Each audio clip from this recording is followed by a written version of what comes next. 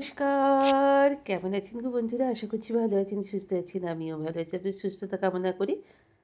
শ্রাবণীর MS ব্লগে দেশ-বিদেশ যে যেখান থেকে দেখছেন সকলকে জানাই আমার এই ছোট্ট চ্যানেলটায় স্বাগত।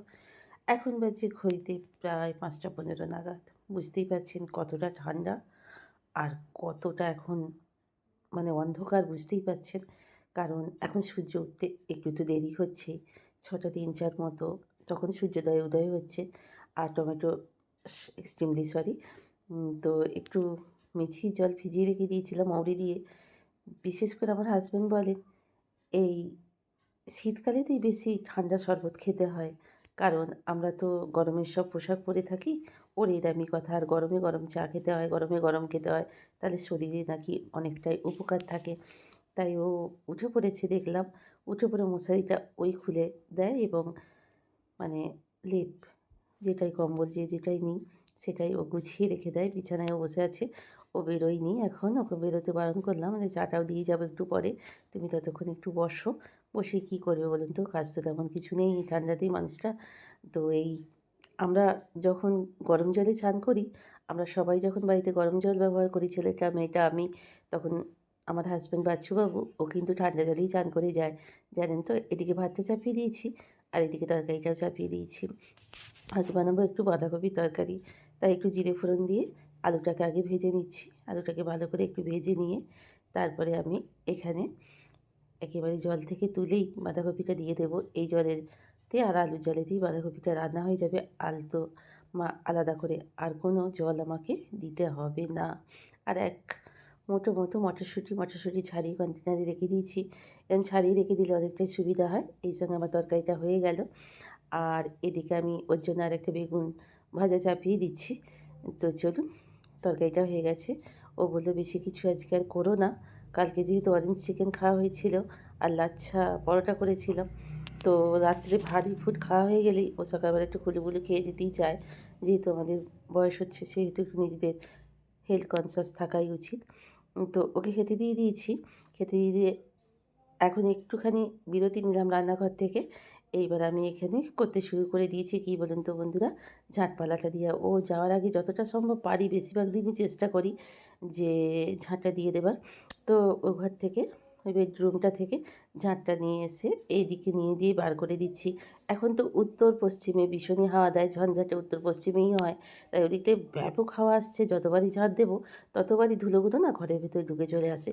আর কান মাথা ঠান্ডাতে জ্বলে যাচ্ছে বন্ধুরা। তাই ওদিকটা ঝাঁট দিয়ে কোনো রকমে বার করে দিয়ে এসেছি। আর বাদবাকি এ ঘর থেকে, রান্নাঘর থেকে, ব্যালকনিটা আর সকল কিছু ডাইনিংটা সবটাই আমি এদিক দিয়ে বার করে দেবো। এগুলো তুলে নেবো ডাস্টবিনে। আর বাদবাকিটা ঝাঁট দিয়ে দেবো। আর বাচ্চাবাবুকে এখানে দিয়ে দিয়েছি ডিম সিদ্ধ। এই দেখুন আরশোলা মরেছে দেখেছেন? কিছুতেই মারতে পারছি না জানেন তো ইঁদুর আর আরশোলাকে। কী যে করা যাবে জানি না জানেন তো বন্ধুরা? এত ঘর দুয়ারে জানলা দরজা কেটে একাকার করে দিচ্ছে, কী বলবো বলুন তো? আর সেদিন যে করেছিলাম লাচ্ছা পরোটা, ওই যে মটরশুঁটির পেস্টটা দিয়ে ময়দা মেখে তার খানিকটা রেখে দিয়েছিলাম। সেই থেকে আবার খানিকটা বার করে নিলাম। এখনও খানিকটা আছে জানেন তো? এটা একটা সুবিধা হয়েছে, বেশ ভালো। তো বাবি বলল, "মা আজকে তেল দেবে না, পরোটা করবে না, তুমি একটুখানি রুটি করে দাও।" আমি তাড়াতাড়ি ৩টেই বার করে ৩টে করে নিলাম। আমি একটা নেব আর বাবিকে ২টো দিয়ে দেবো। ব্রেকফাস্ট অফিসে গিয়ে করে, একটু তাড়াহুড়ো থাকে। ঠান্ডাতে তো বুঝতেই পারছেন বন্ধুরা, একটু পড়াশোনা করে শুতে ওর অনেক রাত হয়ে যাচ্ছে। ফেব্রুয়ারির ১ তারিখ থেকে ওর আবার পরীক্ষা এসে গেছে। তো এদিকে অফিস, এদিকে পড়াশোনা, এদিকে একটু আধটু সংসারে আমাকে হেল্প করা, সব মিলিয়ে ওর তো ভীষণই চাপ হয়ে যাচ্ছে জানেন তো? তাই অফিসে গিয়ে খেতে হচ্ছে। এদিকে বাসন-কোসন যে কটা হয়েছিল সে কটাকেও সময় মতো মেজে ফেললাম। অনেক কেঁপে কুঁপে তবে চান হলো বন্ধুরা জানেন? বাপরে বাপ! তো যাই হোক, তো চলুন এইবার চুল ফুলগুলো একটু আঁচড়ে-ফাঁচড়ে নিই। বাপ! পুজো-টুজোও হয়ে গেল। এবার আমি পুজো-টুজো করার পরে তবেই আমি চুল-টুল আঁচড়াই। তো চলুন এবার অফলাইনেই ঘরটা পরিষ্কার করে নিয়েছি। বাবি অফিস চলে যাওয়ার পর দেখুন একবার দেখিয়ে দিলাম।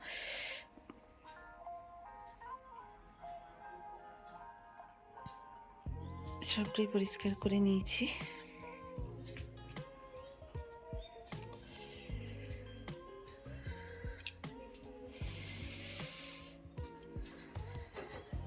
জানলাগুলোকে আজকে একটু খুলে দিয়েছি, জানেন তো, রোদ এসেছে তো, তো তাই জন্যই খুলে দিলাম। এটা কি গাছ যদি কেউ বলতে পারেন? তো এই দেখুন,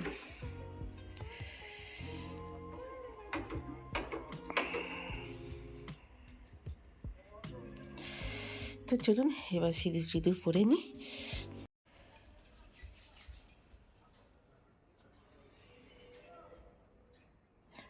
দেখি বুঝতে পারছেন, এটা হচ্ছে হিমালয়ার রিচ কোকোয়া বাটার, তো বডি ক্রিম।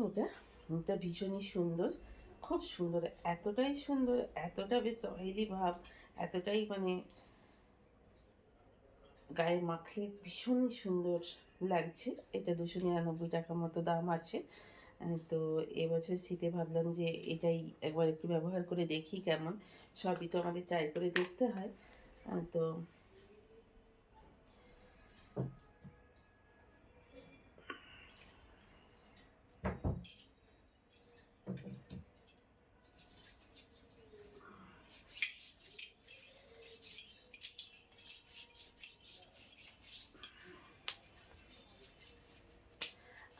এত সুন্দর ফ্লেভারটা না,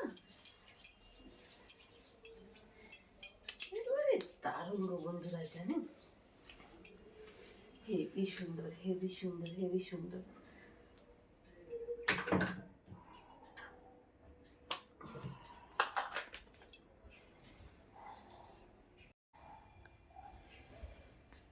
মুখে অবশ্যই পন্সটাই ব্যবহার করি, আমি বেশি খুব একটা ব্যবহার করি না, আপনারা জানেন। তবে ভীষণ শীত পড়েছে, তো একটু একটু না মাখলে নয়, তাই জন্যই ব্যবহার করাটা, নাহলে এতেও ব্যবহার করতাম না। বাড়ি বলে তুমি এসব কিছু ব্যবহার করো না বলেই মা তোমার মুখে কোনো কিছু বেরোয় না। আর অবশ্যই জানেন তো, এই বোরোলিনটাই আমি আগাগোড়া ঠোঁটে ব্যবহার করি। যাই যতই ব্যবহার করুন না কেন বন্ধুরা, এই বোরোলিনের তুলনায় কোনো কিছুটাই কিছু নেই মনে হয়, কি বলুন, তাই না?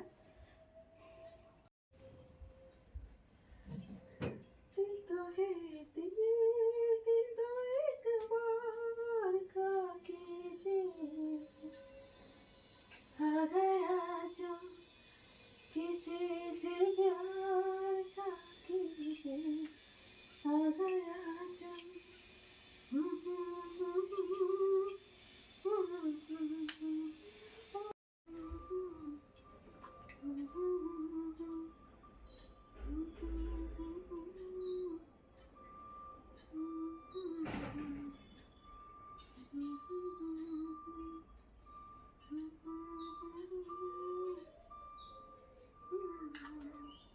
এই ঘরটাও পরিষ্কার করে নিয়েছি একেবারে সুন্দর করে, সেটাও আপনাদের অফ ক্যামেরাতেই মানে এগুলো খুলে ঝমঝম করে রোদেতে দিয়ে দিয়েছিলাম।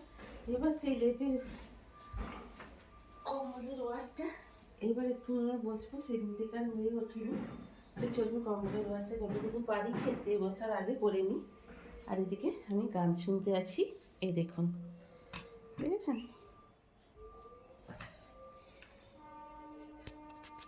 দাওয়া শেষ করে নিয়ে এবার ভাবলাম যে এই বাইরের বেসিনটা ভীষণই অপরিষ্কার হয়েছে, তাই একটুখানি পরিষ্কার করে নিই। একটু কচবাইটে একটু সাবানটাকে নিয়ে সুন্দর করে যদি মাঝে মাঝে সপ্তাহে একদিন করে নেওয়া হয়, কিন্তু এই ঠান্ডা ঠান্ডা করে না, আজকে এতটাই ঠান্ডা আমাদের এখানে, এতটাই ঠান্ডা কি বলবো বন্ধুরা, হাতে পায়ে নখগুলো যেন শিরশির শিরশির করছে, কিন্তু কিছু করার নেই, দেখতে নিজেরই একটা খারাপ লাগছে, তো বাড়ির লোকেদের তো খারাপ লাগবেই। কী বলুন বন্ধুরা, যেহেতু আমি বাড়িতে আছি, প্রচণ্ড শীত কিংবা বর্ষা সবসময় জন্যই আমরা হাউসওয়াইফদের সমান তালে কাজ করে যেতে হয় 365টা দিন। কী বলুন বন্ধুরা, সেখানে কোনো বর্ষার ভেজা নেই, সেখানে কোনো শীতে ঠান্ডা লাগা নেই, সেখানে সব ঋতুতেই আমরা সমান, সকল ক্ষেত্রেই আমরা সমান, সকল ক্ষেত্রে আমাদের সমান তালে ঠিক থাকতেই হয়। কারণ আমরা যদি অকেজো হয়ে যাই, সংসারটাই হয়ে যাবে অকেজো। এটা অবশ্য আমাকে প্রতি মুহূর্তে বুঝিয়ে যায় আমার ছোট্ট মেয়েটা। জানেন তো, ও একদিন সংসারে পদার্পণ করবে, বিয়ে দিয়ে দিলেই হয়, কিন্তু ও এখনই বুঝে গেছে যে একটা সংসারে একটা মেয়ে না থাকলে সেই সংসারটার অবস্থা কী হয়? বারবারই বলে, "মা দুদিন তুমি বাপের বাড়িতে গেলে, তুমি তো কোথাওই যাও না। তুমি যদি দুদিন বাপের বাড়িতে" তখন আমরা বুঝতে পারি যে মা না থাকলে একটা সংসারে, মেয়ে না থাকলে, মেয়ে ছেলে না থাকলে সংসারটার কী অবস্থা হয়। মা গো তুমি না থাকলে এই সংসারটা সংসার থাকবে না। আর এখন তো দেখেছই বাইরে থেকে খাবার আনিয়ে খাওয়া, হয়তো আমাদেরও সেরকম করতে হবে। তাই কি বলো তো? মা তোমাদেরই সারা বছর, সারা ৩৬৫ তোমাদেরই আমাদের সংসারে মুখে রক্ত তুলে কাজ করে যেতে হয় সমান তালে। এখানে কোনো মাইনে নেই। এখানে শুধু আছে ভালোবাসা, ভালোবাসা আর ভালোবাসা। কী বলুন বন্ধুরা? ভালো করে বেশ ভালো করে একটু রগড়ে-টগড়ে নিয়ে তারপরে এবার আমি জলটা দিয়ে ভালো করে এবার একটু ধুয়ে নেব। দেখুন কি পরিষ্কার ঝকঝক ঝকঝক করছে না? কী বলুন বন্ধুরা? মাঝখানটায় যেখান দিয়ে জলটা বেরোয় ওখানটা একটু ভালো করে, ওইখানটায় বেশি একটু হয়, পরিষ্কার করে নিতে পারলে বেশ ভালো লাগে। নিজের ঘর পরিষ্কার পরিচ্ছন্ন থাকলে নিজেরই একটা ভালো লাগে। নিজেরই শরীর, স্বাস্থ্য, মন সবটাই দেখবেন ভালো লাগবে। পজিটিভিটি থাকে, নেগেটিভিটি দূর হয়। চারিদিকে ভ্যান ভ্যান চ্যান চ্যান করলে আপনাদের দেখালাম অফ ক্যামেরাতেই কত কী করে দিয়েছিলাম। একটা ফোনের উপরে অনেকটাই চাপ পড়ে গো বন্ধুরা। তো তাই জন্য অনেক কিছুই অফ ক্যামেরাতেই করে নিতে হয় আমাদের সংসারে। সব দেখানো প্রতিদিন তো পসিবল হয় না। তো চলুন এবার একটা রুমাল দিয়ে বেশ করে ভালো করে একটুখানি মুছে নিই, কারণ এখানে জল পড়লে ভেসে যাবে। তাই মুছে নিয়েই শুধু দেখুন কি ঝকঝক করছে, দেখুন দেখতে নিজেরই কত ভালো লাগছে। আর বাড়ির সকলের তো ভালো লাগবেই। বন্ধুরা চলুন আমি এই কাজটুকু করে নিই। বেসিনটা পরিষ্কার করলাম তাই জন্য একটুখানি হ্যান্ড ওয়াশ দিয়ে হাতটাকে ধুয়ে নেব। তো চলুন বন্ধুরা আজ এই পর্যন্তই থাক। আপনারা অনেক অনেক ভালো থাকুন, সুস্থ থাকুন, হাসিখুশি থাকুন। আবার আসবো একটা নতুন ভিডিও নিয়ে। আজকের মতনই, ততক্ষণের জন্য আপনারা ভালো থাকুন, সুস্থ থাকুন।